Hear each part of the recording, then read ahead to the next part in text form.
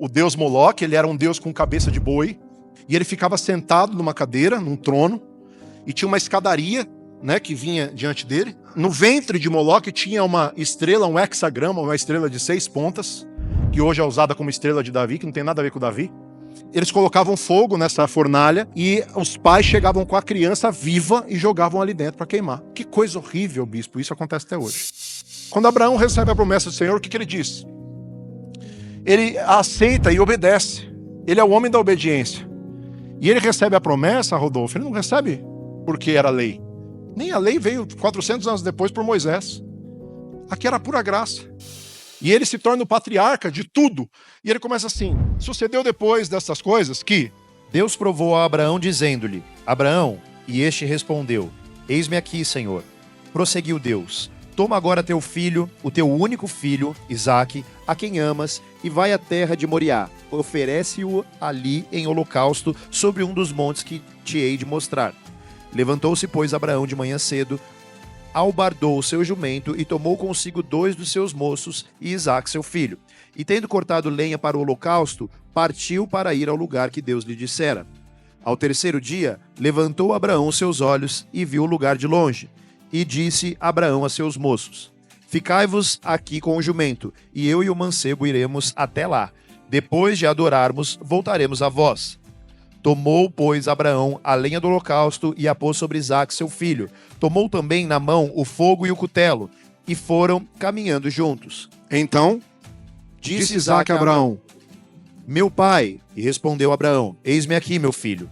Perguntou-lhe Isaque: Eis o fogo e a lenha, mas onde está o cordeiro para o holocausto? Você acha que o moleque que viu o pai oferecer o holocausto a vida inteira não estava entendendo a coisa? Olha a pergunta retórica dele. Onde está o cordeiro? Por acaso sou eu? Deus proverá para si o cordeiro para o holocausto, meu filho. E os 2 iam caminhando juntos. Havendo eles chegado ao lugar que Deus lhe dissera, edificou Abraão ali o altar e pôs a lenha em ordem. O amarrou a Isaque seu filho e o deitou sobre o altar em cima da lenha. E estendendo a mão, pegou no cutelo para imolar o seu filho. Mas o anjo do Senhor lhe bradou desde o céu e disse: Abraão. E ele respondeu: Eis-me aqui. Então o anjo disse: Não estenda a mão sobre o mancebo e não lhe faças nada, porquanto agora sei que temes a Deus, visto que não me negaste teu filho, o teu único filho. Nisso levantou Abraão os olhos e olhou, e eis atrás de si um carneiro, embaraçado pelos chifres no mato. E foi Abraão e tomou o carneiro e ofereceu-lhe em holocausto em lugar do seu filho. Pelo que chamou Abraão aquele lugar de Jeová-Jiré, donde diz até o dia de hoje: no monte do Senhor se proverá. Então o anjo do Senhor bradou a Abraão pela segunda vez desde o céu e disse: Por mim mesmo jurei, diz o Senhor, porquanto fizeste isto e não me negaste o teu filho, o teu único filho, que deveras te abençoarei. E grandemente multiplicarei a tua descendência como as estrelas do céu e como a areia que está na praia do mar. E a tua descendência possuirá a porta dos seus inimigos. E em tua descendência serão benditas todas as nações da terra, porquanto obedeceste a minha voz. Presta atenção. Abraão colocou o nome do lugar onde ele ofereceu o sacrifício, você está comigo aqui? De Jeová-Jirê, Deus da provisão, Deus que provê. Presta atenção no que eu vou falar para você. Isso faz parte de uma primícia da primícia. Imagina a vida de Abraão, gente. Ele é filho de um homem idólatra. E aí ele vem e ele quer ter um contato com o Criador do Universo, porque ele não aguenta mais todo mundo arrumando Deus para tudo, de tudo quanto é jeito. Deus para casamento, Deus para mulher, Deus para fertilidade, Deus para não sei o que. Ele vem de Ur dos Caldeus e todo mundo adorava tudo quanto era deuses lá, inclusive Moloque, que era o deus mais famoso que oferecia o sacrifício de crianças no seu altar. Para Abraão era normal ver isso.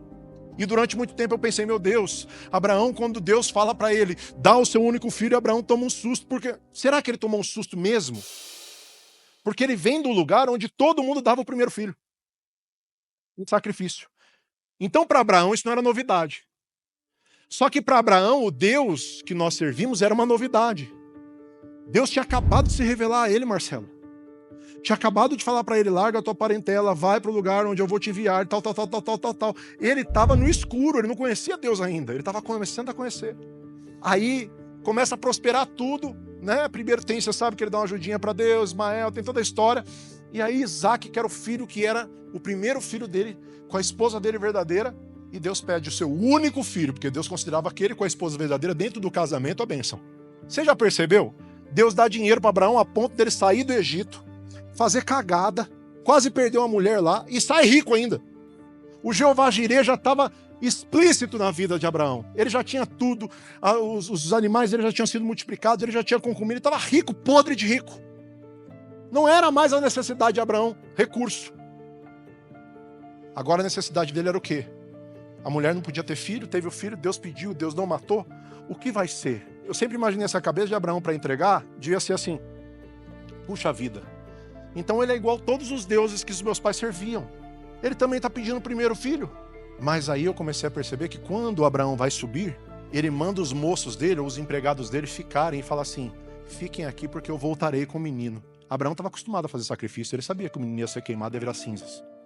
No sacrifício, era queimado. Como é que ele ia voltar com o filho?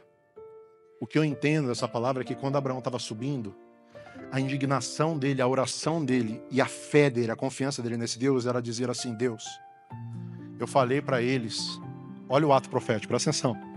Eu falei para os meus empregados que eu vou voltar com meu filho, porque eu tenho certeza que o Senhor não é igual aos deuses dos meus pais. Eu tenho certeza que o Senhor me chamou para ser uma pessoa diferente na terra e herdar todas as bênçãos e a minha descendência, e o Senhor tem me abençoado na terra para eu ser diferente, e porque eu sou diferente, me tornou diferente, o Senhor me cobra que seja diferente do resto da terra, o Senhor também é um Deus diferente dos deuses dos meus pais. E aí Abraão sobe, e Deus fala, não erga o cutelo, e providencia o cordeiro. Hebreus vai dizer que aquele dia Abraão já viu o dia de Jesus, porque o cordeiro que pagaria, que supriria, que traria o suprimento, o Jeová Jirê.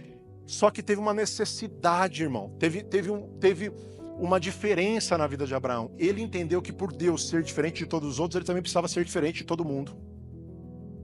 Ele não podia mais andar igual. Ele não podia mais viver igual. Ele não podia mais viver fazendo as coisas iguais. Aí sim ele ia colher das promessas de bênção. Ele entendeu que não era só ele levantar a mão na igreja e ficar pulando igual uma cabrita saltitante. Ai, a bênção vem em mim, eu vim aqui buscar a bênção. Ele entendeu que a bênção estava intimamente ligada com a vida de obediência. Porque agora Abraão sabe o Deus que ele está servindo. Abraão sabe o nível do Deus que ele está servindo, que esse Deus é o Criador dos céus e da terra. E porque ele tinha uma vida de obediência, entendendo que agora ele era um referencial para outras pessoas, porque ele estava ali para apresentar o Deus dele para outras pessoas, ele não poderia ser mais igual e nem fazer o que as outras pessoas faziam. Ele teria que apresentar para as outras pessoas. Então a vida dele ia ser isso. Agora mostrar na vida dele, na família dele, no chamado dele, no ministério dele, as outras pessoas do mundo que não conheciam o Deus verdadeiro, só conheciam os contos, que existe um Deus real, que existe um Deus verdadeiro, que existe um Deus que transforma, que existe um Deus, um Jeová Jirê, que traz toda a diferença nas nossas vidas.